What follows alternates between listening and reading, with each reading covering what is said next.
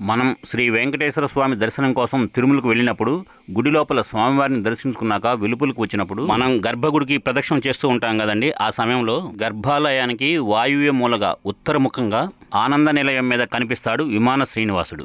అక్కడ ఎత్తుగా ఉన్న వరండా పైన, ఆ వరండా ఎక్కే మెట్లపైన భక్తులు నిలబడి స్వామివారిని నమస్కరిస్తూ ఉంటారు. గుడిపైన వెంకటేశ్వర స్వామి ఎక్కడా అని అడుగుతూ మనం కూడా చూసి నమస్కరించుకొని వస్తాం. అయితే ఆనంద నిలయం పైన స్వామివారిని ఎందుకు పెట్టారు? పూర్వం క్రూరుడైన ఒక విజయనగర రాజు ఒక వైఖానస అర్చకుణ్ణి ఆలయంలోనే హత్య చేశాడని, ఆ పాతకం పోగొట్టడానికి వ్యాసరాయ స్వామి 12 ఏళ్ల పాటు గర్భగుడిలోనే గడిపారని, ఆ కాలంలో మూల విరాట్ దర్శనానికి ప్రత్యామ్నాయంగా విమాన వెంకటేశ్వరుడికి ప్రాణప్రతిష్ఠ గావించి భక్తులకు దర్శనాన్ని లభింపజేశారనేది ప్రతీతి. దేవాలయంలో జరిగే వేదపారాయణ వ్యాసరాయల కాలం నుంచి కూడా నిత్యం విమాన వెంకటేశ్వర స్వామి ఎదుట చేయటం సాంప్రదాయం. గర్భగుడిలోని మూల విరాట్కు నివేదించిన నైవేద్యాన్ని తిరిగి విమాన వెంకటేశ్వర స్వామికి నివేదిస్తారు. మూల విరాట్కి మరో రూపమే ఈ విమాన వెంకటేశ్వరుడు.